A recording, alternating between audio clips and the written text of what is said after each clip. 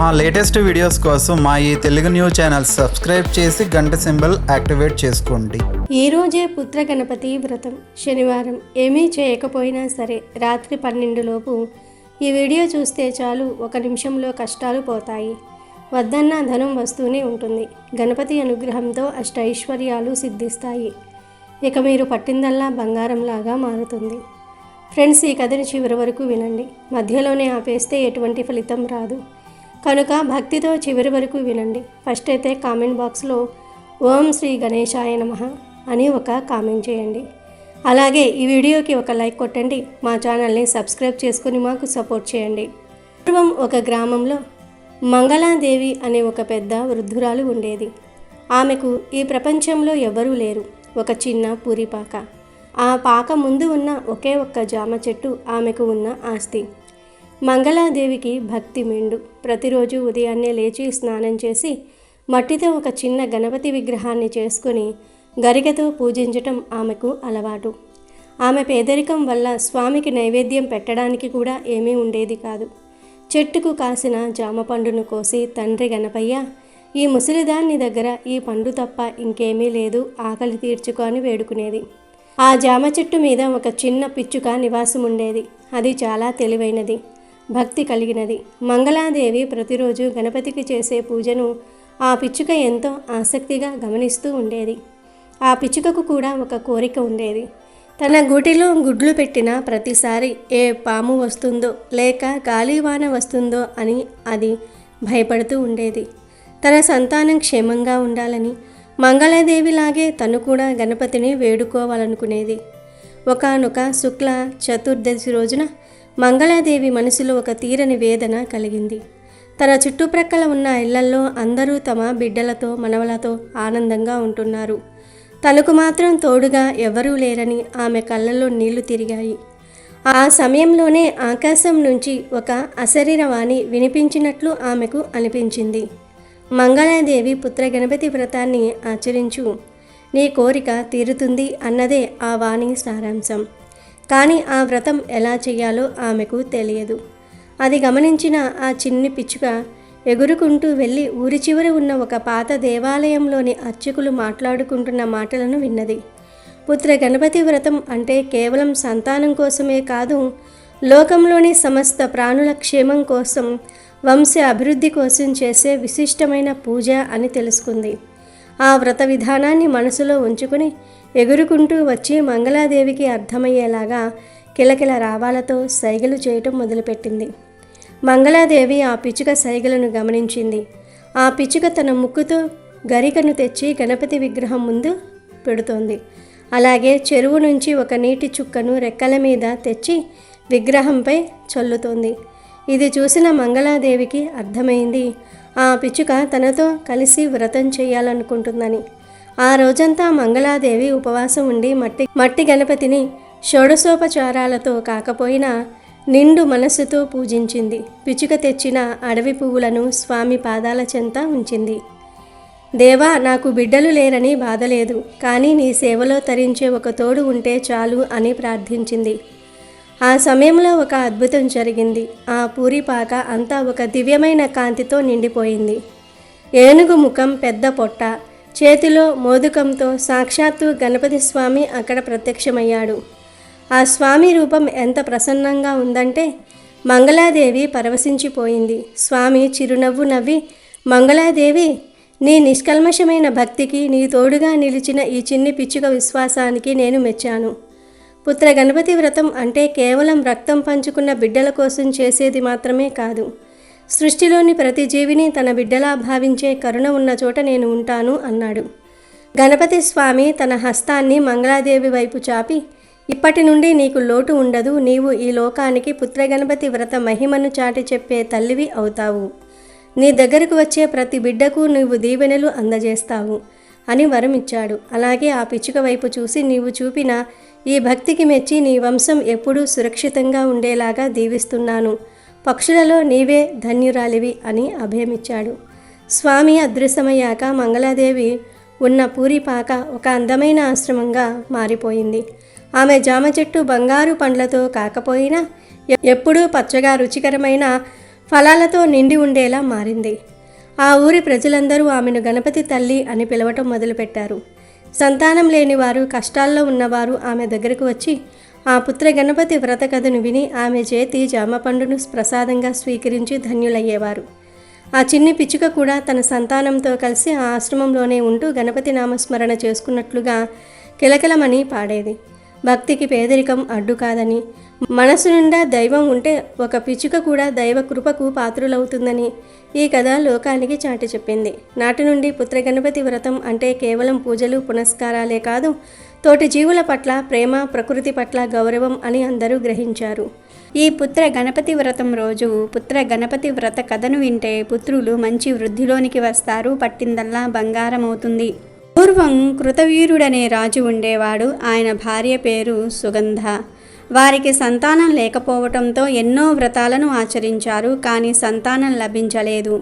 చివరికి ఇక ఈ జన్మలో పుత్రయోగం లేదని నిశ్చయించుకొని ప్రాణత్యాగానికి సిద్ధపడగా లోక సంచారం చేస్తూ అక్కడికి వచ్చిన నారద మహర్షి వారిని వారించి వారి కోరిక తీరేందుకు బ్రహ్మదేవుడి వద్దకు వెళ్ళి ఉపాయాన్ని అడిగాడు. అప్పుడు బ్రహ్మదేవుడు కృతవీరుని పూర్వజన్మ వృత్తాంతాన్ని నారదుడికి ఇలా తెలియజేశాడు. నారద, కృతవీరుడు పూర్వజన్మలో ఒక వేటగాడు. అతడు మరణించే వరకు అనేకమైన దోపిడీలు, దొంగతనాలు, హత్యలు మొదలైనవి చేస్తూ జీవించేవాడు. ఆ జన్మలో చేసిన ఘోరమైన పాప ఫలితంగా ఈ జన్మలో సంతానం కలుగలేదని నారదుడికి చెప్పగా వెంటనే నారదుడు భూమి మీదకి వెళ్ళి ఈ వృత్తాంతాన్ని కృతవీరునికి తెలియజేశాడు. దాంతో బీతిల్లిన కృతవీరుడు నారదుడిని పాపానికి పరిహారం తెలియజేయమని కోరాడు. దాంతో నారదుడు కృతవీరునిపై జాలితో గణేశ ఆరాధన చెయ్యి, దానివల్ల నీ సర్వ పాపాలు నశించి సంతానవంతుడవు అవుతావు అని ఉపదేశించాడు. దాంతో నారదుడు చెప్పిన ప్రకారంగా ఆ దంపతులు గణేశుణ్ణి ఆరాధించి మెప్పించి తత్ఫలితంగా పుత్ర సంతానాన్ని పొందారు. ఈ వ్రతాన్ని సాక్షాత్తు పరమశివుడు పార్వతికి చెప్పాడని పురాణ కథనం. ఎంతోమంది ఈ వ్రతాన్ని భక్తి శ్రద్ధలతో నియమనిష్ఠులతో ఆచరించి సత్ఫలితాలను పొందినట్లుగా పురాణాల ద్వారా మనకు తెలుస్తున్నది. ఆనాటి నుండి ఈనాటి దాకా ప్రాచుర్యాన్ని పొందుతూ సంతానహీనులకు కల్పవృక్షంగా నిలుస్తున్నది పుత్ర గణపతి వ్రతం. సహస్రేక్షు గణపతి ఏ విధంగా ఏర్పడ్డాడు, ఒక రైతును ఆ విఘ్నేశ్వరుడు ఎలా కాపాడాడో తెలిపే ఈ పవిత్ర కథను వింటే చాలు, దరిద్రాలన్నీ కూడా పోతాయి, పట్టిందల్లా బంగారం అవుతుంది. నాటి సాయంకాలం ఒక రైతు మండప చిత్రాల్లో చెరుకుగడ పట్టి ఉన్న విఘ్నేశ్వరుణ్ణి కుతూహలంగా చూస్తూ ఉండటం గమనించి పావన మిశ్రుడు ఆ చిత్రానికి సంబంధించిన కథ చెప్పటం ఆరంభించాడు. పూర్వం రాజంతటి భూస్వామి ఒకడు ఉండేవాడు. అతడు ఏటేటా వినాయక పూజలు, ఉత్సవాలు ఘనంగా జరిపిస్తూ గణేశ భక్త శిరోమణి అనిపించుకున్నాడు. అతనికి అనేక పంట పొలాలతో పాటు పెద్ద చెరుకు తోట ఉంది. ఆ చెరుకు తోట పని అంతా చూసుకుంటూ ప్రతి ఏటా పుష్కలంగా చెరుకు పండించి భూస్వామికి మంచి రాబడి చేకూర్చే పాలేరు మనసులో విఘ్నేశ్వరుణ్ణి నమ్మిన భక్తుడు. ఈసారి మరింత బాగా పండించు గణేశ అని మనసులో మొక్కుతూ చెరుకు నాటి ఏడాదికేడాది తన యజమానికి మరింత లాభం చూపించేవాడు. పాలేరు, అతని భార్య, 10 ఏళ్ల కొడుకు ముగ్గురు చెమటోడ్చి పనిచేసేవారు. భూస్వామి మాత్రం చాలా తగ్గించి కూలి ఇచ్చేవాడు. అది సరిగ్గా ఇచ్చేవాడు కాదు. పాలేరు అమాయకుడు, అల్ప సంతోషి, ఏమీ అనేవాడు కాదు. కానీ భూస్వామి భార్య ఉత్తమురాలు. మంచి అయినా చెడ్డ అయినా మనసులో గణేశుడికే నివేదించుకునేది.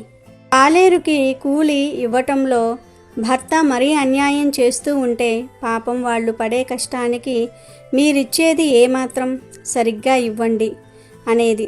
దానికి భూస్వామి బాగానే ఉంది నీ బోడి సలహా, ఇలాగా మిగిల్చుకుంటూ వస్తేనే కదా మనం గణేశ ఉత్సవాలు జరిపేది అనేవాడు. అప్పుడు ఆమె కష్టపడే వాళ్ళ నోట మట్టిగొట్టి పూజలు ఉత్సవాలు జరపకపోతేనే గణేశ ఈయనకు మంచి బుద్ధి కలిగించు అని అనుకునేది.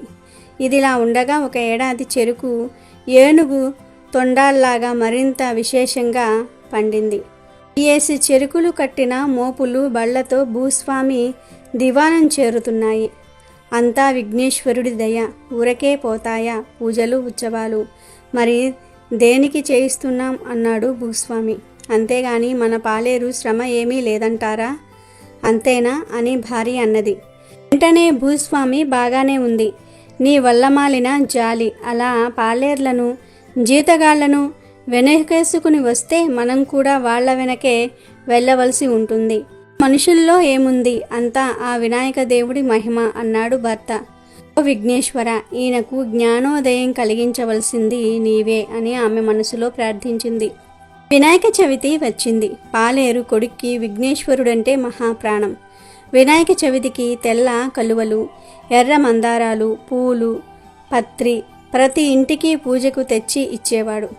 వాడి ప్రాయంతో పాటు బుద్ధి కూడా పెరిగింది. వాడు చెరుకు మోపుల్ని భూస్వామి దివాణానికి చేరవేయిస్తూ ఉన్న తండ్రి దగ్గరకు వెళ్ళి, నానా మనం కూడా వినాయకుడికి పెట్టుకుందాం, ఒక్క చెరుకు గడే తీసుకువెళ్తున్నా అన్నాడు. పాలేరు ఒక చెరుకు తీసి కొడుక్కిచ్చాడు. వాడు దాన్ని ఇంటికి తీసుకువెళ్తున్నాడు. అది భూస్వామి కంటబడింది. అంతే, ఇక భూస్వామి ఆ ఉగ్ర నరసింహ అవతారుడై, ఏమిరా నా చెరుకంతా నీ ఇంటికి చేరవేస్తూ ఉన్నావా అంటూ పాలేరుపై విరుచుకుపడి నానా మాటలు అంటూ కొరడాతో కొడుతూ ఉంటే భూస్వామి వెంటనున్న పరివారము గ్రామస్తులు చూస్తూ ఊరుకున్నారే గాని కిక్కురుమనలేదు. భూస్వామి పలుకుబడి అలాంటిది. అతడేం చేసినా చెల్లుతుంది. ఎదురు తిరిగి అడిగేవాడు లేడు. స్వామి కొరడాలతో కొడుతూ ఉంటే పాలేరు తట్టుకోలేక, చవితి కదా, వినాయకుడికి పెట్టుకుందామని పట్టుకెళ్ళమని ఇచ్చాను, ఒక్కటంటే ఒక్క చెరుకు అన్నాడు. అప్పుడు భూస్వామి, ఏమిటి మీ జాతి తక్కువ వాళ్లకు పూజలు వినాయకుడునా అన్నాడు. దానికి పాలేరు, కడజాతి అయితే అయ్యింది గాని దేవుడు భక్తి ఉండవా అన్నాడు. భూస్వామి హేళనగా, నీ ముఖానికి భక్తి కూడానా? నక్కకు నాగలోకానికి ఉన్నంత దూరం చెరుకుగడ పట్టుకురా అన్నాడు. అప్పుడు పాలేరు, ఒక్క చెరుకుగడ కోసం అలా రెపరెపలాడిపోతున్నావా అయ్యా? బళ్లతో చెరుకు దింపుకున్నది చాలదా? ఒక్క చెరుగుతో ఏం బావుకుంటావయ్యా అన్నాడు. ఇక భూస్వామికి పట్టరాని కోపం వచ్చి, ఎంత మాట కూసావురా? 1 కాదు 10 కాదు 1000 చెరుకులైనా నాకు పూచికతో సమానం తెలుసా? తెల్లవారేసరికి నువ్వు 1000 చెరుకులు తినాలి. నమిలిన పిప్పి అంతా పోగు కనిపించాలి. లేకుంటే ఒక్కో చెరుకుకి 1000 కొరడా దెబ్బలు తింటావు, తెలిసిందా అంటూ పాలేరును పెడరెక్కలు విడిచి కట్టించి పనివాళ్ల చేత వాణ్ణి బందీలాగా చెరుకు నిల్వ చేసే సాలలో కట్టించి 1000 చెరుకుల మోపు ముందు పడవేయించాడు. భూస్వామి గొప్ప తిక్క మనిషి. ఎంత తోస్తే అంత.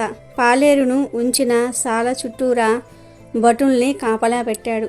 ఇదంతా తెలిసిన భూస్వామి భార్య, విఘ్నేశ, పాలేరు ఉత్త అమాయకుడు. చెరుకు తినడానికి పూనుకుంటే పాపం నిష్కారణంగా చస్తాడు. తినకపోతే నా భర్త దెబ్బలు కొడతాడు. వాణ్ణి ఎలాగ కాపాడతావో మరి అని మనసులో అనుకుంది. ఇంకోవైపు పాలేరుకి ఏమీ తోచలేదు. చేసేది లేక విఘ్నేశ్వరుని తలుచుకుంటూ చీకటి పడే వేళకు అలాగే నిద్రలో పడిపోయాడు. తెల్లవారుతోనే భూస్వామి వెళ్ళి చూస్తే తెల్లగా హిమాలయ పర్వతంలాగా చెరుకు పిప్పి పోగు కనిపించింది. భూస్వామి దెయ్యం పట్టిన వాడిలాగా పెద్ద కేక పెట్టి తెరిచిన నోరు తెరిచినట్టే ఉండిపోయాడు. ఆ కేక విని వచ్చిన భార్యతో, భూస్వామి అంతా సర్వనాశనం, సాలలో ఒక్క చెరుకు మిగలకుండా అంతా పిప్పి పిప్పి, పాలేరు కాడు భూతం, వాడు మనల్ని తినేస్తాడు పద అంటూ అరుస్తూ ఉంటే ఆమె నవ్వి, వాడు భూతమూ కాదు, ఆ చెరుకును వాడు తిననూ లేదు, నేను కల్లారా చూశాను. అప్పటికింకా తెల్లవారలేదు. ఏనుగు ఘీంకారం విని నేను కిటికీలో నుంచి చూశాను. పెద్ద ఏనుగు చెరుకు మేస్తూ కనిపించి మాయమయ్యింది అన్నది. ఆ మాటలు విన్న భూస్వామి, ఏనుగేమిటి నీ మొహం, ఈ చుట్టుప్రక్కల ఏనుగన్నది ఉన్నట్టు వినలేదు అని అంటూ ఉండగా కొంతమంది వినాయక ఉత్సవశాల నుండి పరుగున వచ్చి రాత్రి నుంచి పందిట్లో పూజలో పెట్టిన వినాయక విగ్రహం కనిపించటం లేదు, అంతటా వెతికాము అని చెప్తూనే శాలలోనికి చూస్తూ అదుగో విగ్రహం అదుగో అంటూ అటుకేసి వెళ్లారు. శాలలో ఇంత గొడవ జరుగుతున్నా పాలేరు ఇంకా నిద్రిస్తూనే ఉన్నాడు. పక్కనే పత్రి పూలతో నిండిన గణేశ విగ్రహం ఉంది. నేలంతా చెరుకు పానకంతో బురద బురదగా తడిసి ఉంది. ఇక భూస్వామి కాపలా వాళ్లను పిలిచి రాత్రి ఏం జరిగిందని అడిగాడు. వాళ్ళు మేము చాలా రాత్రి వరకు మెలకువగా ఉన్నాము. పాలేరు నిశ్చింతగా నిద్రపోతూ ఉన్నాడు. మాకు కునుకు వచ్చింది. ఇంతలో ఏనుగు అరుపు వినిపించి కళ్ళు తెరిచాము. పెద్ద ఏనుగు చీకట్లో తెల్లగా కనిపించి చెరుకంతా లాగి మేసేస్తున్నది. ఏనుగలాగా పిప్పంతా కూడా ఉమ్మేస్తూ ఉన్నది. మాకు చెడ్డ భయమేసింది. పారిపోయాము అంటూ వాళ్ళింకా భయంతో వణికిపోతూనే చెప్పారు. ఆ మాటలు విన్న భూస్వామిలో గొప్ప పరివర్తనం కలిగింది. వెంటనే ఈయన వెళ్ళి పాలేరు పాదాలకు మొక్కుతున్నట్లుగా సాగిలపడిపోయాడు. అప్పుడు పాలేరు మేల్కొన్నాడు, లేచి నుంచున్నాడు. భూస్వామి అతని పాదాలు వదలకుండా శిరస్సుతో మొక్కుతూనే ఉన్నాడు. భూస్వామి భార్య విఘ్నేశ్వరి విగ్రహానికి ప్రణమిల్లి, స్వామి, ఇన్నాళ్లకు మమ్మల్ని అనుగ్రహించావు, ధన్యులం అని అంటూ జరిగిందంతా కూడా పాలేరుకు చెప్పింది. మహా అద్భుతాన్ని విన్న జనం తండోపతండాలుగా అక్కడికి చేరుకున్నారు. దివాణం కిక్కిరిసిపోయింది. నేలపై ఏనుగు పాదాల గుంటల్లో నిలిచి ఉన్న చెరుకు రసాన్ని తీర్థంగా సేవిస్తూ చెరుకు పిప్పిని విఘ్నేశ్వర మహాప్రసాదంగా పట్టుకు వెళ్తూ ఉన్నారు.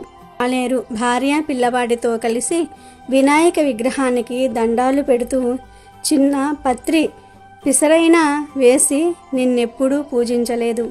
నీ కోసమని పంపిన చెరుకు నీకు పెట్టనైనా లేదు. నా కోసం ఎందుకింత శ్రమపడ్డావయ్యా? ఏనుగు రూపంతోనైనా అందరికీ కనిపించావు, నాకు కనిపించావు కావు. నిద్రపోయిన దద్దమ్మను అంటూ పిల్లవాడిలాగా బావురుమన్నాడు. అప్పుడు విగ్రహం స్థానంలో చెరుకుగడ పట్టుకొని విఘ్నేశ్వరుడు పాలేరు ముందు సాక్షాత్కరించాడు. పాలేరు కొడుకు తీసుకువెళ్లిన చెరుకుగడే అతని చేతిలో ఉంది.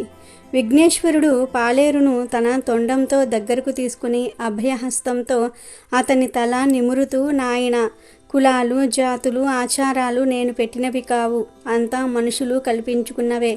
నా దగ్గర ఎక్కువ తక్కువలకు చోటు లేదు, అందుకే నీకు కనిపించాను అని చెప్పి అంతర్ధానమయ్యాడు. జనులందరూ చేతులెత్తి జోడిస్తూ పాలేరుతో, నీ మూలంగా మాకు గణేశుని దర్శన భాగ్యం కలిగింది అంటూ పదే పదే మొక్కుతూ బ్రహ్మ రథం పట్టారు.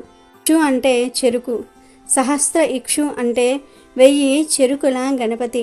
అలా సహస్రేక్షు గణపతిగా విఘ్నేశ్వరుడు కీర్తింపబడ్డాడు. చెరుకుగడ పట్టుకున్న వినాయక విగ్రహం ప్రతిష్ఠించబడి అక్కడ గొప్ప ఆలయం వెలిసింది అని పావనమిశ్రుడు రైతుకు కథ చెప్పి ముగించాడు. అలాగే ఈరోజు శనివారం కనుక ఈ శనిదేవుడి కథను వింటే చాలు, మీ కష్టాలు పోతాయి, శని దోషాలు పోతాయి, అష్టైశ్వర్యాలు సిద్ధిస్తాయి. ఒకసారి వైకుంఠంలో ఉన్న లక్ష్మీదేవి దగ్గరకు శని భగవానుడు వస్తాడు. లక్ష్మీదేవి మరియు శని భగవానుల మధ్య ఒక వాగ్వాదం జరిగింది. వీరిద్దరూ నేను గొప్ప అంటే నేను గొప్ప అని వాదులాడుకోవటం మొదలుపెట్టారు. వీరి ఇద్దరి వాదన విన్న విష్ణు భగవానుడు ఒక సలహా ఇచ్చాడు. విష్ణు భగవానుడు అంటున్నాడు, మీరు ఇద్దరూ కూడా భూలోకానికి వెళ్ళండి. ఎక్కడైతే మంచి గుణగణాలు కలిగిన రాజు ఉంటాడో అతని రాజ్యంలోనికి వెళ్ళి ఆ రాజును మీ ఇద్దరిలో ఎవరు గొప్పవారో చెప్పమని అడగండి అని విష్ణు భగవానుడు సలహా ఇచ్చాడు. దీనికి అంగీకరించిన లక్ష్మీదేవి శని భగవానులు భూలోకంలోనికి బయలుదేరుతారు. ప్రయాగ నగరంలో శ్రీవత్స అనే రాజు ఉన్నాడు. ఆ రాజు చాలా మంచివాడు. ఇతడి గొప్పతనం ఎన్నో నగరాలకు విస్తరణ చెంది ఉంది. లక్ష్మీదేవి మరియు శని భగవానుడు రాజసభలో ఉన్న శ్రీవత్స దగ్గరకు వచ్చి, మా ఇద్దరిలో ఎవరు గొప్ప అనే విషయం మేము తేల్చుకోలేకపోతూ ఉన్నాము. నువ్వు గొప్ప రాజువి కదా, మా ఇద్దరిలో ఎవరు గొప్ప అనే విషయాన్ని నువ్వు తేల్చి చెప్పు అని అన్నారు. లక్ష్మీదేవి శనిదేవుని మాటలు విన్న రాజు కొంచెం కంగారు పడ్డాడు. ఇప్పుడు నేను వీరి ఇద్దరిలో ఎవరు గొప్ప అని చెప్పను? శనిదేవుడు గొప్ప అని చెప్తే లక్ష్మీదేవికి కోపం వస్తుంది. లక్ష్మీదేవి గొప్ప అని చెప్తే శని భగవానుడికి కోపం వస్తుంది. లక్ష్మీదేవికి కోపం వస్తే నా రాజ్యంలోని సంపదలన్నీ పోతాయి. శని భగవానుడికి కోపం వస్తే నా రాజ్యాన్ని అష్టకష్టాల పాలు చేస్తాడు. రాజు ఆలోచించటం చూసిన లక్ష్మీదేవి శని భగవానుడు ఇలా అంటారు, మేమిద్దరం ఒక వారం తర్వాత మళ్ళీ నీ దగ్గరకు వస్తాము. అప్పటికి నువ్వు ఆలోచించుకొని మా ఇద్దరిలో ఎవరు గొప్పవారో చెప్పు అంటారు. లక్ష్మీదేవి శని భగవానుడు ఆ రాజు దగ్గర నుండి వెళ్ళిపోతారు. రాజు ఎవరు గొప్ప అని చెప్పాలి అని ఆలోచిస్తూ ఉన్నాడు. ఈ ఆలోచనతో రాజుకు తిండిపై నిద్రపై ఆసక్తి తగ్గిపోయింది. అలా 4 రోజులు గడిచాయి. ఇంకా 3 రోజులే ఉన్నాయి. నేను ఏం చెయ్యాలి అని ఆలోచిస్తూ ఉన్నాడు. రాజు చింతగా ఉండటం చూసిన రాణి, ఏమయ్యింది? మీరు ఎందుకని కొద్ది రోజుల నుండి చాలా ఆందోళనగా ఉంటున్నారు? ఏమైనా సమస్య వచ్చిందా, లేదా మన నగరానికి ఏదైనా సమస్య రాబోతూ ఉందా అని అడిగింది. రాణి అడిగిన ప్రశ్నలకు రాజు, నేను ఒక సమస్యలో ఇరుక్కున్నాను. 4 రోజుల క్రితం నేను రాజ్యసభలో ఉండగా లక్ష్మీదేవి, శని భగవానులు వచ్చారు. వారిద్దరూ వారిలో ఎవరి గొప్ప అనే విషయాన్ని నన్ను చెప్పమన్నారు అని రాజు అన్నాడు. ఆ మాటలు విని రాణి ఇలా అడుగుతుంది, అయితే మీరు వారిద్దరిలో ఎవరు గొప్ప అని చెప్పారు? దానికి రాజు, నేను ఎవరు గొప్ప అని చెప్పలేదు. ఇంకా దానికోసం వారు నాకు 1 వారం రోజులు గడువు ఇచ్చారు. ఇప్పటికి 4 రోజులు అయిపోయాయి, కానీ నాకు సమాధానం దొరకలేదు. నేను ఎవరు గొప్ప అని చెప్పను? ఒకరు గొప్ప అని చెప్తే మరి ఒకరికి కోపం వస్తుంది. నేను ఏం చెయ్యను అని రాజు రాణితో అన్నాడు. దానికి రాణి ఇలా అంటుంది, నేను మీకు ఒక సలహా ఇస్తాను. మీరు మీ సింహాసనం కుడి పక్కన బంగారు సింహాసనం ఒకటి వేయించండి.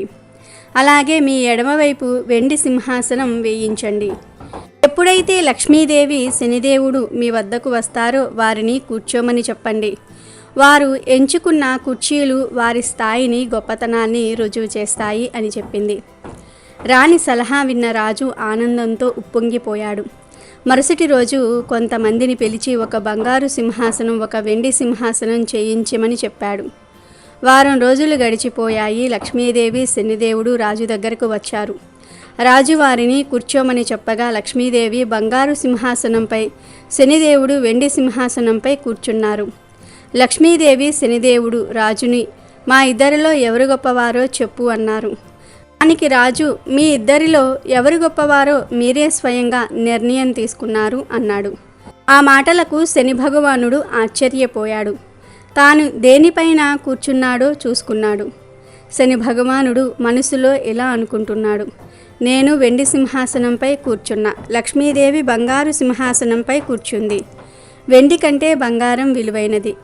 వెండి కన్నా బంగారాన్ని గొప్పగా భావిస్తారు. అంటే లక్ష్మీదేవియే గొప్పదా అని ఆలోచించి వెంటనే తాను కూర్చున్న సింహాసనంపై నుంచి లేచి రాజువైపు కోపంగా చూసి బయటకు వెళ్ళిపోయాడు. శనిదేవుడు వెళ్ళటం చూసిన రాజుకు భయం వేసింది. వెంటనే లక్ష్మీదేవి ఇలా అంటుంది, నువ్వేమీ భయపడకు, నీకు తోడుగా నేనుంటాను అంటుంది. శనిదేవుడికి కోపం రావటం వల్ల శ్రీవత్స రాజ్యానికి విపరీతమైన కరువు వచ్చింది. రాజ్యంలో పంటలు పండలేదు, వానలు కురవలేదు. దానితో రాజ్యంలోని ప్రజలంతా పక్క రాజ్యానికి వెళ్ళటం మొదలుపెట్టారు. చాలా వరకు రాజ్యంలోని ప్రజలంతా రాజ్యాన్ని విడిచి వెళ్ళిపోయారు. అలా ఏడాది గడిచింది. రాజ్యంలో పరిస్థితులు ఏమీ చక్కబడలేదు. దాంతో రాజు, రాణి కూడా రాజ్యం విడిచి వెళ్ళాలని నిర్ణయించుకున్నారు. రాజు రాణితో ఇలా అంటాడు, రాణి, మన దగ్గర మిగిలి ఉన్న నాణేలను మూటకట్టు, మనం ఈ రాజ్యాన్ని వదిలి వెళ్ళిపోదాము. రాజు మాటలు విన్న రాణి బాధపడింది. కొన్ని వస్త్రాలు, కొన్ని నాణేలు మూటకట్టింది. రాజ్యం నుండి ఇతర రాజ్యానికి వెళ్ళడానికి సిద్ధంగా ఉన్నారు. రాజును చూసిన శనిదేవుడు కోపంతో విపరీతమైన వానను కురిపించాడు. 4 వైపులా మబ్బులు కమ్ముకున్నాయి. చీకటి కమ్మివేసింది. 4 వైపులా మబ్బులు కమ్ముకున్నాయి. చీకటి కమ్మేసింది. దారి కనిపించటం లేదు. అప్పుడు లక్ష్మీదేవి ఒక పాపరూపంలో అక్కడికి వచ్చి వారిని జాగ్రత్తగా ఒక నది ఒడ్డుకు చేర్చింది. పాపరూపంలో వచ్చిన లక్ష్మీదేవి మాయమైపోయింది. ఇక రాజు, రాణి వారి ముందున్న నదిని చూసి మనం ఇప్పుడు ఈ నదిని ఎలా దాటాలి అని అనుకున్నారు. చుట్టూ చూడగా ఒక వ్యక్తి పడవపై రాజుగారి వైపే వస్తున్నాడు. ఆ వ్యక్తి ఎవరో కాదు, శనిదేవుడు. శనిదేవుడు ఒక వ్యక్తి రూపంలో రాజు వద్దకు వచ్చి ఏదైనా సహాయం కావాలా అని అడిగాడు. దానికి రాజు, మమ్మల్ని నది ఒడ్డు దాటించు అన్నాడు. అప్పుడు ఆ వ్యక్తి, రాజా, నా పడవలో 2 మాత్రమే సరిపడతారు. ఒకరు నేను, ఇంకొకరు నాతో ప్రయాణం చేసే వ్యక్తి. కానీ మీరు 2 ఉన్నారు. మీతో పాటు కొన్ని మూటలు కూడా ఉన్నాయి అన్నాడు. దానికి రాజు, సరే అయితే ముందు ఈ పడవలో నా భార్య అయిన చిత్రాంగిని ఎక్కించుకో, ఆ తర్వాత నన్ను ఎక్కించుకో, చివరిగా ఈ మూటలను తీసుకొని మా వద్దకు వచ్చేయి అన్నాడు. రాజు మాటలు విన్న ఆ వ్యక్తి సరే అని చెప్పి ముందు రాణిని ఒడ్డుకు చేర్చాడు. ఆ తర్వాత రాజును ఒడ్డుకు చేర్చాడు. ఇక చివరిగా రాజుగారు తెచ్చుకున్న మూటలను పడవలోనికి ఎక్కించుకొని వస్తూ ఉన్నాడు. వ్యక్తి రూపంలో ఉన్న శనిదేవుడు నది మధ్యలోకి రాగానే పడవతో సహా మాయమైపోయాడు.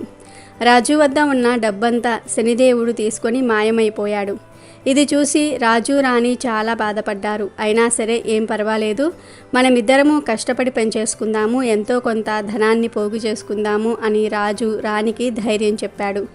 రాజు రాణి ఒక నగరానికి చేరుకున్నారు. ఆ నగరంలో చిన్న పాక వేసుకొని నివసించడం ప్రారంభించారు. రాజు కొన్ని కట్టలు కట్టుకొని వచ్చి ఆ కట్టెలను వంట చేసుకోవడానికి ఇంటిలో ఉంచి మరికొన్ని కట్టెలను అమ్మి ధనం సంపాదించడం ప్రారంభించారు. లక్ష్మీదేవి దయ వల్ల రాజుగారికి గంధం చెక్కలు దొరికాయి. ఆ గంధం చెక్కలను అమ్మి రాజు చాలా ధనాన్ని పోగు చేశాడు. రాజు రాణి ఇద్దరూ సుఖంగా జీవించటం ప్రారంభించారు. రాజు ఆనందంగా ఉండటం చూసిన శనిదేవుడు రాజు ఆనందాన్ని ఎలా చెడగొట్టాలి అని ఆలోచిస్తూ ఉన్నాడు. ఇది ఇలా ఉండగా రాజు నివసిస్తున్న రాజ్యంలో గంధపు చెక్కలను ఒక ప్రాంతం నుండి ఇంకొక ప్రాంతానికి తీసుకుని వెళ్ళడానికి ఒక వ్యాపారి ప్రతిరోజు నావలో ప్రయాణం చేస్తూ ఉండేవాడు. ఒకరోజు శనిదేవుడు ఆ వ్యాపారి నావను ముందుకు వెళ్లకుండా ఆపేశాడు. నావ ఎందుకు కదలటం లేదు అని వ్యాపారి ఆలోచిస్తూ ఉన్నాడు. ఇంతలో అక్కడికి శనిదేవుడు ఒక బ్రాహ్మణ రూపంలో అక్కడికి వచ్చాడు. బ్రాహ్మణ రూపంలో ఉన్న శనిదేవుడు వ్యాపారితో ఇలా అంటారు: ఈ గ్రామంలో ఒక పతివ్రత స్త్రీ ఉంది. ఆ స్త్రీ నీ నావ తాకితేనే నీ నావ ముందుకు వెళ్తుంది. వెంటనే ఆ స్త్రీ ఎవరో కనిపెట్టు అని చెప్పి ఆ బ్రాహ్మణుడు అక్కడి నుండి అదృశ్యమయ్యాడు. బ్రాహ్మణుడి మాటలు ముందు వ్యాపారి నమ్మలేదు. నావ కదలడానికి చేయవలసిన ప్రయత్నాలన్నీ కూడా చేశాడు. వ్యాపారి ఇలా ఆలోచిస్తాడు: అరే, నావ బాగానే ఉంది, నావలో ఎలాంటి రిపేరు లేదు, మరి ఎందుకని నా నావ ముందుకు వెళ్ళటం లేదు అని అనుకొని, ఒకవేళ ఆ బ్రాహ్మణుడు చెప్పినట్లుగా ఈ రాజ్యంలో ఉన్న పవిత్రమైన స్త్రీ నా నావను తాగితే నా నావ ముందుకు కదులుతుందేమో చూద్దాము అని అనుకుంటాడు. వెంటనే అక్కడ ఉన్న కొంతమంది స్త్రీలను పిలిచి, చూడండి, మీలో ఎవరైతే పవిత్రమైన స్త్రీలు ఉంటారో వారు నా నావను తాకండి, అప్పుడే నా నావ ముందుకు సాగుతుంది అన్నాడు. ఆ మాటలు విని స్త్రీలంతా ముందుకు వచ్చి ఆ నావను తాకారు. కానీ నావ కదలలేదు. ఇంతలో ఒక స్త్రీ రాణి చిత్రాంగి ఇంటికి వచ్చి నావ విషయం చెప్తుంది. అయితే రాణి చిత్రాంగిని తాను రాను అని చెప్తుంది. నా భర్త బయటికి వెళ్ళాడు, తను వచ్చే సమయానికి నేను ఇంటిలో లేకపోతే బాధపడతారు, నా భర్తకు చెప్పకుండా నేను బయటకు ఎక్కడికి రాను అంటుంది. ఆ మాటలు విని ఆ స్త్రీ అక్కడ నుండి నావ ఉండే చోటుకు వెళ్తుంది. ఆమె కూడా ఆ నావను తాకుతుంది. కానీ నావ కదలదు. ఏంటి, ఈ రాజ్యంలో నా నావను ముందుకు నడిపే ఒక్క స్త్రీ కూడా లేదా అని బాధపడతాడు. అప్పుడు ఒక స్త్రీ ఇలా అంటుంది: ఒక స్త్రీ ఇంకా రాలేదు, తన భర్త కట్టెలు కొట్టడానికి వెళ్ళాడంట, తన భర్త చెప్తే గాని ఇల్లు కదిలి రాను అంది. వెంటనే ఆ వ్యాపారి, దయచేసి మీరు ఒక్కసారి ఆమె వద్దకు వెళ్ళి మళ్ళీ ఈ విషయం గురించి చెప్పండి, ఆలస్యమైతే నా వ్యాపారం దెబ్బతింటుంది అని అంటాడు. ఆ స్త్రీ రాణి చిత్రాంగిని దగ్గరకు వెళ్ళి, నావ దగ్గరకు నువ్వు ఒక్కదానివే రాలేదు, నువ్వు తాకితే గాని ఆ నావ కదిలేలా లేదు అంటుంది. ఆ మాటలు విన్న రాజు రాణిని, ఏంటి నువ్వు తాకితే తప్ప నావ కదలదా అన్నాడు. అప్పుడు రాణి, అదేమీ నాకు తెలియదు, మీరు ఇంట్లో లేనప్పుడు ఒక స్త్రీ వచ్చి నన్ను ఆ నావ దగ్గరకు రమ్మని చెప్పింది, నేను నా భర్త ఇంటిలో లేరు, రాను అన్నాను, అంతే అంది. దానికి రాజు, ఒకవేళ నిజంగానే నువ్వు ఆ నావను తాకితే, ఆ నావ కదిలితే ఆ వ్యాపారికి మంచి జరుగుతుందేమో అంటాడు రాజు. దానికి రాణి, అదేమీ నాకు తెలియదు, నాకు అక్కడకు వెళ్ళటం ఇష్టం లేదు అంటుంది. దానికి రాజు, చూడు, నువ్వు ఒకప్పుడు రాణివి, రాణి తన రాజ్యంలో ప్రజలు కష్టంలో ఉంటే చూస్తూ ఊరుకోదు కదా, కాకపోతే ఇప్పుడు నీ స్థాయి మారింది అంతే, కానీ నువ్వు ప్రజలు కష్టంలో ఉంటే సాయం చేయాలి అని రాజు రాణికి నచ్చజెప్పి ఆ నావ వద్దకు తీసుకుని వెళ్తాడు. నావలో ఉన్న వ్యాపారి రాణి చిత్రాంగిని చూసి ఆమె అందానికి ముగ్ధుడై ఆమెను తనతో తీసుకుని వెళ్ళాలని అనుకుంటాడు. రాణి నావపై చెయ్యి వేయగానే నావ కదిలింది. అది చూసి రాజు, అక్కడ ఉన్న ప్రజలు ఆశ్చర్యపోయారు. కొంత సమయానికి ప్రజలు అక్కడి నుండి వెళ్ళిపోయారు. రాజు రాణి ఆ వ్యాపారి మాత్రం అక్కడ ఉన్నారు. వ్యాపారి వారికి కృతజ్ఞతలు చెప్పాడు. కానీ ఆ వ్యాపారి బుర్రలో ఒక చెడు ఆలోచన వచ్చింది. వెంటనే రాజును వెనక్కి తోసి, రాణిని నావలో ఎక్కించుకొని చాలా దూరం వెళ్ళిపోయాడు. రాజు చూసేసరికి నావ చాలా దూరం వెళ్ళిపోయింది. రాజు చాలా బాధతో గట్టిగా రాణిని పేరుతో పిలిచాడు. అక్కడ రాణి కూడా రాజును పిలుస్తూ ఉంది. కానీ ఏం లాభం లేదు. తరువాత రాణి చిత్రాంగిని ఆ వ్యాపారస్తుణ్ణి కోపగించుకొని సూర్య భగవానుణ్ణి ప్రార్థించింది. నాకు కురీపు రూపాన్ని ఇవ్వు, నేను నా శరీరాన్ని ఎవరికీ ఇవ్వను. సూర్య భగవానుడు నా శీలాన్ని కాపాడండి అని గట్టిగా సూర్య భగవానుణ్ణి ప్రార్థించింది. సూర్య భగవానుడు చిత్రాంగిని రూపాన్ని కురీపుగా మార్చేశాడు. ఆమెను చూసిన వ్యాపారి భయపడి ఆమెను తాకే సాహసం కూడా చేయలేదు. ఇక చేసేది ఏమీ లేక ఆమెను ఆ నావలోనే ఉంచాడు. తనతోనే ఆ నావలో ఆమెను తీసుకొని ఇతర దేశాలకు ప్రయాణం చేసేవాడు. ఇక రాజు విషయానికి వస్తే, భార్యను పోగొట్టుకున్న రాజు తనకు ఉన్న ఆస్తినంతా వదిలేసి ఒక ఆశ్రమానికి వెళ్ళి అక్కడ ఉన్న సాధువులకు గోవులకు సేవ చేస్తూ ఉన్నాడు. గోవులకు ఆహారం పెడుతూ ఉన్నాడు. అయితే లక్ష్మీదేవి కృప వల్ల ఆవులు వేసే పేడ కాస్త బంగారు ముద్దలుగా వచ్చాయి. ఆ బంగారు ముద్దలతో రాజు చాలా ధనవంతుడు అయ్యాడు. ఆ బంగారం ముద్దలను బాగా పోగు చేసేవాడు. తన భార్యను తీసుకొని వెళ్ళిన వ్యాపారి ఏదో ఒక రోజు మళ్ళీ ఈ రాజ్యానికి రాకపోతాడా అని ఆశగా ఎదురు చూస్తూ ఉండేవాడు. ఒకరోజు రాజు బంగారాన్ని కరిగించి ఏదైనా తయారు చేయడానికి పక్క రాజ్యానికి తీసుకుని వెళ్దాం అనుకున్నాడు. అప్పుడు ఆ రాజుకు ఆ వ్యాపారి నావ కనిపించింది. వెంటనే అతడిని పిలుస్తాడు. రాజుకు ఆ వ్యాపారి గుర్తున్నాడు. కానీ రాజు ముసుగు వేసుకొని ఉండటం వల్ల వ్యాపారి రాజును గుర్తుపట్టలేదు. వ్యాపారి రాజు వద్దకు రాగానే రాజు ఇలా అంటాడు, అయ్యా, నన్ను ఆ ఒడ్డుకు చేర్చండి. నా వద్ద చాలా బంగారం ఉంది. నేను దీనిని కరిగించి నా భార్యకు మంచి ఆభరణం చేయిస్తా అని చెప్పి బంగారు ముద్దలు ఉన్న మూటలను చూపిస్తాడు.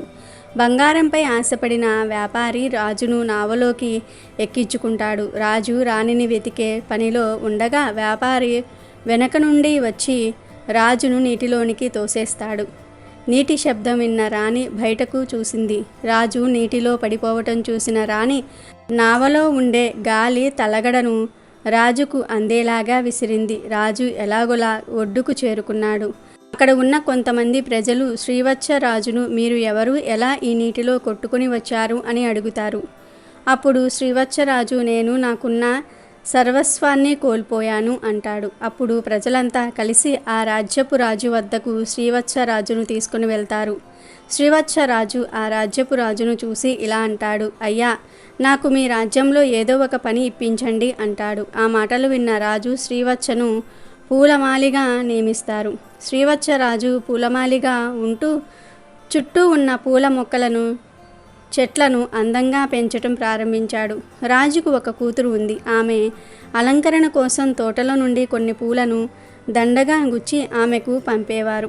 అయితే ఒకరోజు రాజు కూతురు తన చెలికత్తెలతో ఇలా అంటుంది, ఈ మధ్య నాకు వచ్చే పూలమాలలు చాలా అందంగా ఉంటున్నాయి. ఎవరు వీటిని ఇంతగా అందంగా కడుతూ ఉన్నారు అని రాణి అడుగుతుంది. ఆ మాటలు విన్న చెలికెత్తెలు, యువరాణి గారు, రాజుగారు కొత్తగా ఒక పూలమాలని ఏర్పాటు చేశారు. ఆయనే ఈ పూలమాలను తయారు చేస్తూ ఉన్నారు అంది.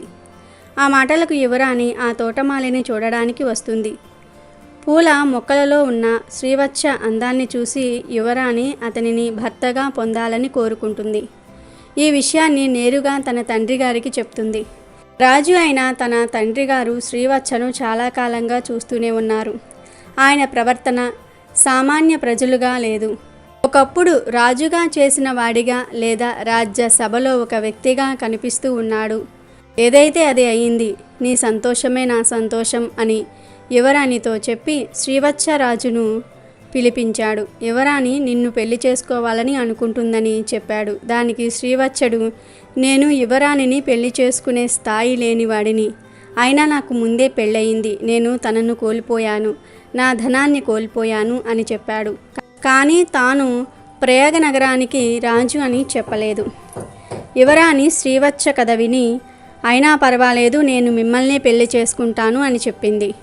శ్రీవత్స కూడా ఒప్పుకుంటారు. యువరాణి మరియు శ్రీవత్స ఒకరోజు రాజ్యభవనం పైన ఉండగా రాజుకు నావలు కనిపించాయి. ఆ నావలను ఎవరు ఎక్కడికి ఎలా పంపిస్తున్నారు అని రాజు యువరాణిని అడుగుతాడు. అప్పుడు రాణి, నావలను ఇతర ప్రాంతాలకు, దేశాలకు రవాణా కోసం పంపుతాము. అక్కడ ఒక వ్యక్తి ఉంటాడు. తానే నావలో వచ్చే ప్రతి వస్తువును చూస్తూ నావ ఎక్కడికి వెళ్ళాలో చెప్తాడు.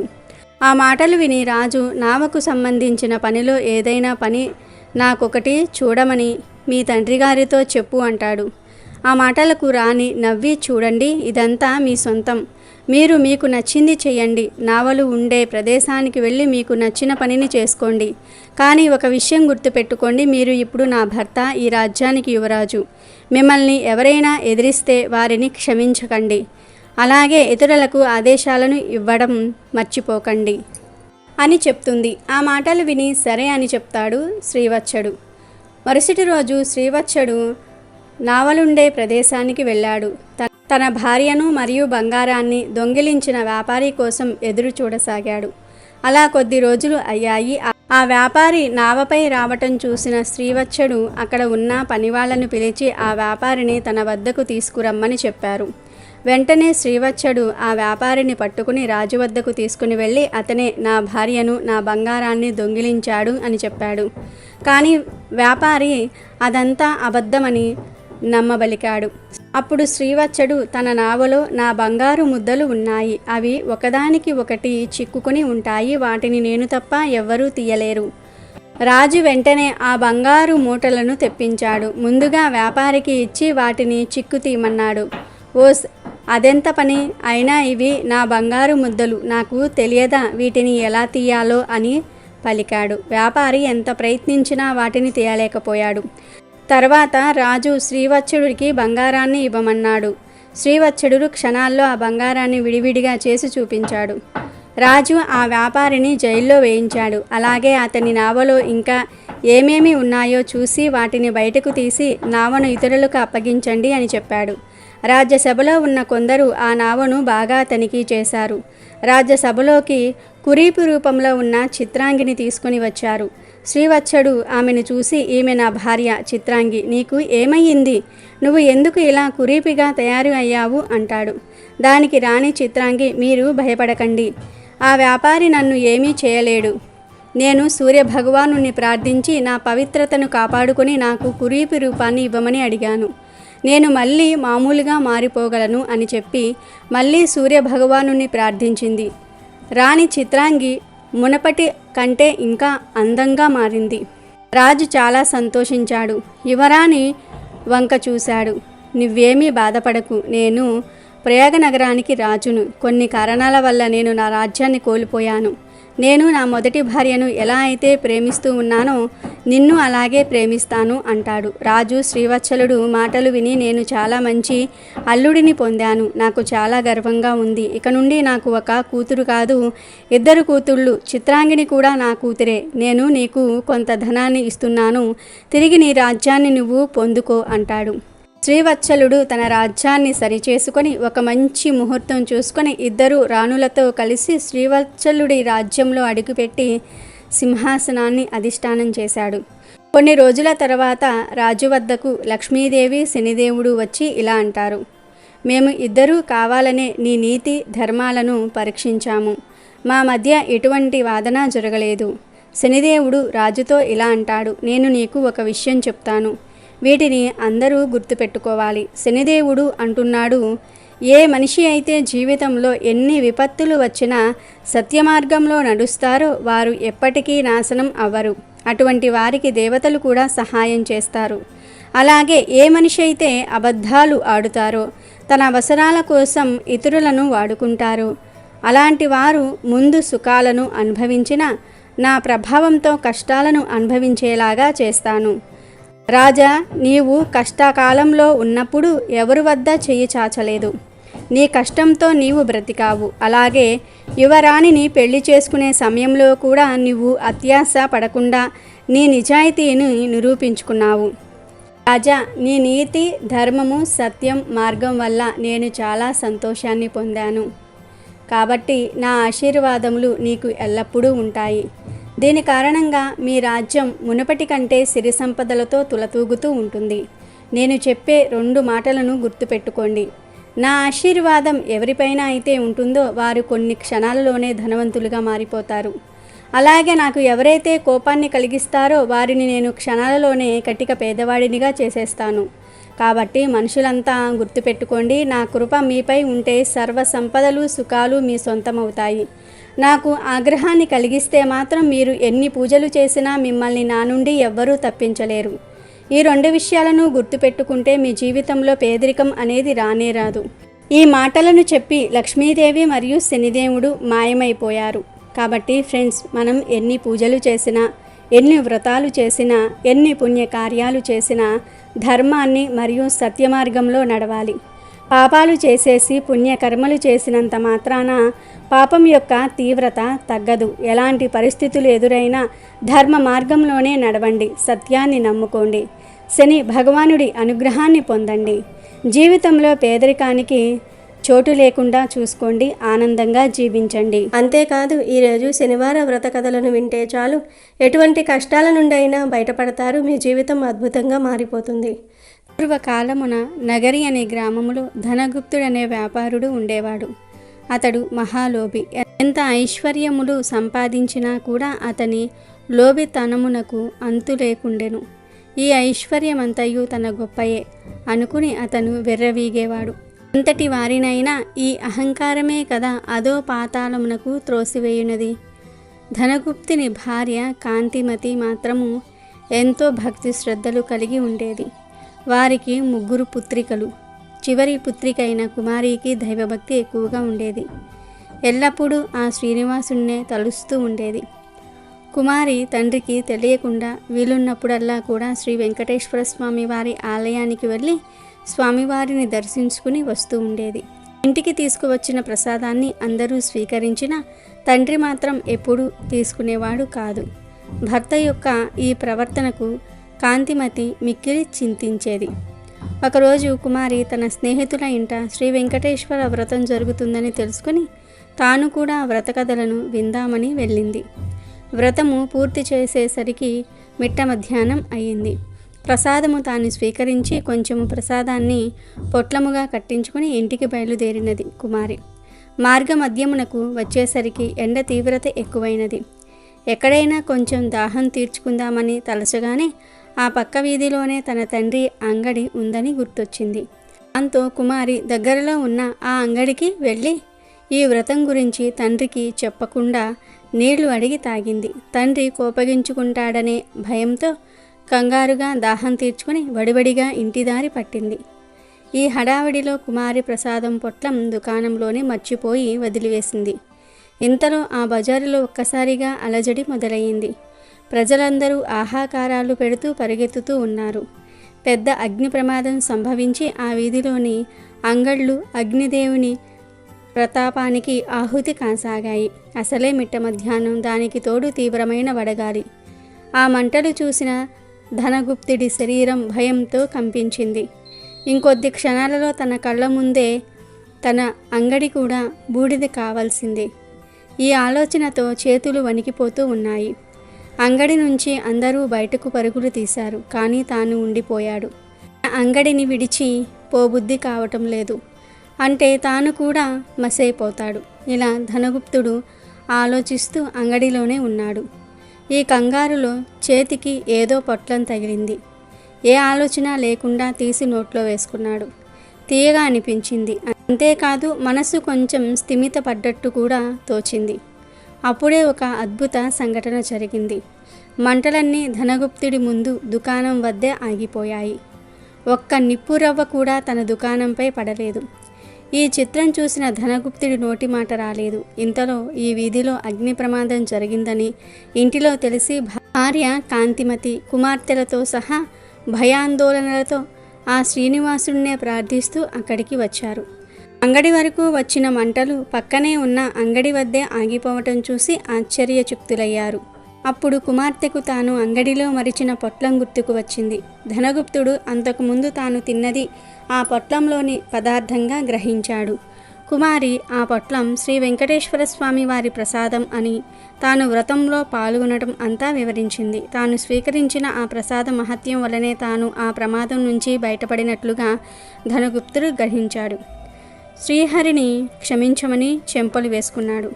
సాయంకాలమే ఊరి వారందరినీ పిలిచి శ్రీ వెంకటేశ్వర వ్రతకల్పము భక్తి శ్రద్ధలతో ఆచరించాడు. అప్పటినుంచి ఆ వర్తకుడు పూర్తిగా స్వామివారి సేవలకే శేష జీవితాన్నంతా కూడా గడిపి చివరికి ముక్తిని పొందాడు.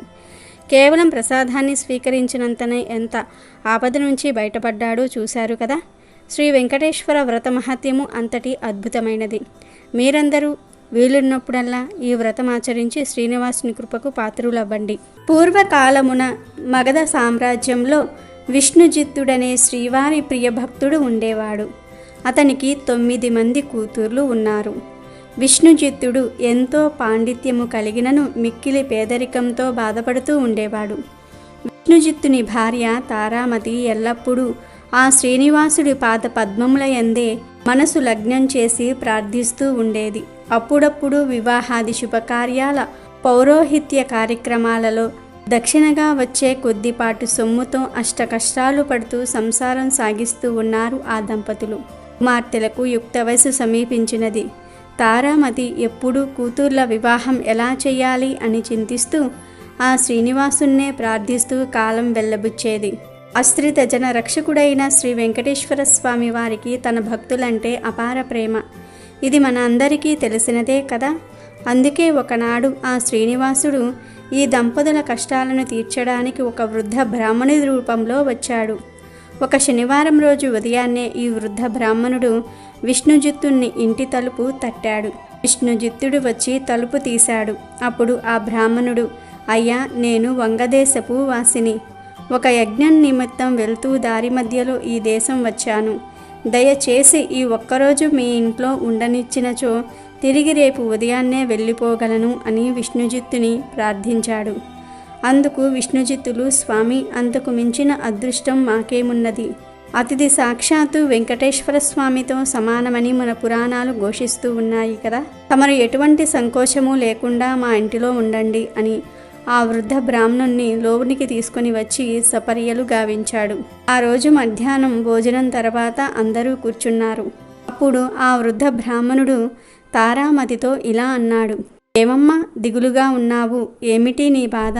ఏమీ సంకోచించకుండా నాకు చెప్పు అన్నాడు. దానికి తారామతి, స్వామి, తమరు మహా తపస్సంపన్నులు, తేజస్సులో సాక్షాత్తు ఆ వైకుంఠవాసుని మాదిరిగా ఉన్నారు. మీ వద్ద దాచడానికి ఏమున్నది? నా మనోవ్యధంతా నా బిడ్డల వివాహం గురించి మాత్రమే. వారికి ఎలా పెళ్లి చెయ్యాలో అర్థం కావటం లేదు అని తన బాధంతా కూడా చెప్పుకుంది. తారామతి మాటలు విన్న ఆ విప్రోత్తముడు చిరునవ్వు నవ్వి, తల్లి, నీ బాధ నేను గ్రహించి తిని. నీ కష్టములన్నీ తొలగిపోయి నీ కుమార్తెలకు శుభప్రదంగా వివాహాలు జరిగేలాగా ఒక అద్భుత వ్రతం నీకు చెప్తాను. ఈ వ్రతము ఆచరిస్తే మీ కష్టములన్నీ కూడా పోయి భోగభాగ్యములతో తులతూగుతారు. శ్రీ వెంకటేశ్వర వ్రతం అను ఈ వ్రతం మిక్కిలి శుభతరము అని చెప్పి ఆ వ్రత విధానమంతయు ఆ దంపతులకు వివరించాడు. అంతటా విష్ణుజిత్తుడు, స్వామి, మహా సంతోషం. ఇంతకు మించి మహాభాగ్యం ఏముంటుంది? ఎన్నో రోజులు ఎందుకు? శుభస్య శీఘ్రం అన్నారు గదా మన పెద్దలు. ఈరోజు శనివారం, ఎంతో శుభదినం. ఈరోజే తమరు సెలవిచ్చిన శ్రీ వెంకటేశ్వర వ్రతమును ఆచరించెదము అని విష్ణుజిత్తులు, తారామతి దంపతులు తమ కుమార్తెలందరితో కలిసి ఆ రోజు సాయంకాలమే బంధుమిత్రులను ఆహ్వానించి శ్రీ వెంకటేశ్వర వ్రతమును అత్యంత భక్తి శ్రద్ధలతో యథాశక్తి ఆచరించారు. వచ్చిన భక్తులందరూ కూడా వ్రతం పూర్తయిపోయిన పిమ్మట తీర్థ ప్రసాదములు స్వీకరించి తమ తమ గృహములకు వెళ్ళిపోయారు. అప్పుడు విష్ణుజిత్తుల వారు భార్యా సమేతముగా ఆ బ్రాహ్మణోత్తమునికి పాద నమస్కారము గావించి తమ దంపతులను ఆశీర్వదించవలసిందిగా వేడుకున్నారు. అప్పుడు ఆ బ్రాహ్మణోత్తముడు వ్రత తీర్థ ప్రసాదములు తాను కూడా స్వీకరించి మనో అభిష్ట ఫలసిద్ధిరస్తు, శ్రీ లక్ష్మీ శ్రీనివాస కటాక్ష సిద్ధిరస్తు అని ఆశీర్వదించాడు. ఇంతలో చీకటి పడి నిద్రా సమయమైనది. అంతలో విష్ణుజిత్తుడు ఆ బ్రాహ్మణుడికి ఒక చిరిగిన దుప్పటిని ఇచ్చి కన్నీళ్లు పర్యాంతముగా, స్వామి, కడు పేదనైన నా వద్ద ఇంతకు మించి మంచి దుప్పటి లేదు. ఈ రాత్రికి నన్ను క్షమించి దీని యందే విశ్రమించండి అని వేడుకున్నాడు. అందుకు ఆ బ్రాహ్మణుడు చిరునవ్వు నవ్వి విష్ణుజిత్తునితో, నీవు ఏమీ చింతించవలదు అని చెప్పి తను బయట వసారాలో పడుకుంటానని చెప్పాడు. కొద్దిసేపటికే అందరూ నిద్రకు ఉపక్రమించారు. రాత్రి 4వ జామున ఉరుములు మెరుపులతో పెద్ద వర్షం మొదలయ్యింది. ఎటు చూసినా కటిక చీకటి. ఆడాంధకారంలో కంటికి ఏమీ కానరావటం లేదు. విష్ణుజిత్తుడికి బయట పడుకున్న ఆ ముసలి బ్రాహ్మణుడు ఎలా ఉన్నాడో అని బెంగగా ఉంది. కానీ ఈ గాఢాంధకారంలో ఏమీ కనిపించక ఎప్పుడెప్పుడు తెల్లవారుతుందా అని ఆ రాత్రి ఎలాగో గడిపారు ఆ కుటుంబమంతా. ఇంతలో తెల్లవారింది. వాన తేలిక పడింది. బయట బ్రాహ్మణుడు ఏమైనాడో, ఎంత బాధపడ్డాడో అనుకుంటూ బయటకు వచ్చిన ఆ దంపతులకు అద్భుత దృశ్యం కనిపించింది. అక్కడ విప్రోత్తముడు లేడు. చిరిగిన దుప్పటి స్థానంలో పట్టు పీతాంబరం ఉంది. ఆ పీతాంబరంపై శ్రీ వెంకటేశ్వర స్వామి వారి విగ్రహం చిరునవ్వుతో కనిపించింది. జరిగిందంతా ఆ దంపతులకు అర్థమయ్యింది. వారి ఆనందానికి అవధులు లేవు. వచ్చింది సాక్షాత్తు శ్రీమన్నారాయణుడే. ఆహా, ఏమి మన భాగ్యము! ఎన్నో జన్మల పుణ్యఫలము. కానీ ఆ స్వామివారు మన దగ్గరకు వచ్చారని కనిపెట్టలేకపోయామే. చివరికి చిరిగిన దుప్పటి ఇచ్చామే అని తలుస్తూ శ్రీ స్వామివారి విగ్రహాన్ని కళ్ళకద్దుకుని ఇంట్లోకి వచ్చారు. ఇల్లంతా స్వర్ణమయంగా కనిపించింది. అంతటా ధనరాశులే. ఆహా, శ్రీ వెంకటేశ్వర స్వామి వారి వ్రతకల్ప మహత్యము వలన గదా ఇదంతయు జరిగినది అని చెప్పి ఆ స్వామిని అనేక విధాల స్తుతించారు. సాక్షాత్తు స్వామివారే ఆ భక్తుని ఇంటికి అతిథి రూపంలో వచ్చి వ్రత విధానము చెప్పటమే కాకుండా తీర్థ ప్రసాదాలు కూడా తానే స్వీకరించాడు. శ్రీ స్వామివారు అంతటి కరుణామయుడు. ఎవరైతే భక్తి శ్రద్ధలతో ఈ వ్రతం ఆచరిస్తారో వారింటికి తానే స్వయంగా ఏదో ఒక రూపంలో తప్పక వస్తాడు. గోవిందా గోవిందా గోవిందా. పూర్వకాలంలో కౌమార దేశంలో మిత్రుడు అనే ఒక చాకలివాడు ఉండేవాడు. అతడు తన కుల వృత్తిని నిర్వర్తిస్తూ వీలున్నంతలో దానధర్మాలు గావిస్తూ ధర్మపరంగా జీవిస్తూ ఉండేవాడు. కానీ అతడి దిగులంతా కూడా అతనికి ఉన్న అవిటితనమే. కాలు అవిటిది కావటం చేత ఉతికిన బట్టలను మూటలు కట్టి ఇంటింటికి తిరిగి ఇవ్వటం చాలా కష్టంగా ఉండేది. దానికి తోడు గంపెడు సంసారం. కష్టపడకపోతే పూట గడవదు. ఎల్లప్పుడూ ఆ శ్రీనివాసుణ్ణే ప్రార్థిస్తూ ఉండేవాడు. ఏదో ఒక రోజున ఆ స్వామి తనను కరుణిస్తాడన్న నమ్మకంతో జీవనం సాగిస్తూ ఉన్నాడు. భక్తజన సులభుడైన శ్రీ వెంకటేశ్వర స్వామి ఇదంతా గమనిస్తూనే ఉన్నారు. ఎవరికైనా వారి పూర్వజన్మ కర్మ నివృత్తి అయ్యే సమయానికి శ్రీనివాసుడు ఏదో ఒక రూపంలో వచ్చి తన భక్తులను తప్పక ఆదుకుంటాడు. ఒకరోజు సాయంకాలం నాడు రోజులాగే మిత్రుడు చాకిరేవు నుండి బట్టల మూటతో పట్టణానికి రొప్పుతూ రక్కుతూ తిరిగి వస్తూ ఉన్నాడు. ఇంతలో మార్గమధ్యలో వాడికి ఒక ముసలి బ్రాహ్మణుడు తారసపడ్డాడు. సహజంగా భక్తి శ్రద్ధలు కలవాడు అవ్వటం చేత మిత్రుడు భుజం మీద మూటలు కింద పెట్టి ఆ బ్రాహ్మణునికి నమస్కరించాడు. అంతటా ఆ విప్రోత్తముడు, నాయనా, ఈ అవిటి కాలితో ఎంతో బాధపడుతూ ఉన్నావు. నీ బాధ చూడడానికి నాకే కష్టంగా ఉంది. నువ్వెంత కష్టపడుతున్నావో కదా అని అన్నాడు. అప్పుడు మిత్రుడు, స్వామి, మీరెవరో మహానుభావుల్లాగా ఉన్నారు. గంపెడు సంసార భారం చేత నాకు ఈ పని తప్పటం లేదు. ఈ అవిటి తనం పోయే మార్గం ఏదైనా ఉంటే సెలవియండి స్వామి అని అడిగాడు. అప్పుడు ఆ ముసలి బ్రాహ్మణుడు, నాయనా, తప్పక చెప్తాను, సావధానంగా విను. నీ అవిటితనం పోవటమే కాకుండా నీకు అష్టైశ్వర్యాలు కలిగే వ్రతం ఒకటి చెప్తాను. వ్రతం ఆచరించిన మరుక్షణమే నీకు 1000 వరహాలు లభిస్తాయి. అయితే ఒక షరతు, అందులో సగం నాకు సమర్పించాలి. రేపు మళ్ళీ ఇదే సమయానికి ఇక్కడికి వస్తాను అని చెప్పాడు. అప్పుడు మిత్రుడు, స్వామి, ఇంతకు మించిన మహాభాగ్యం ఏముంటుంది?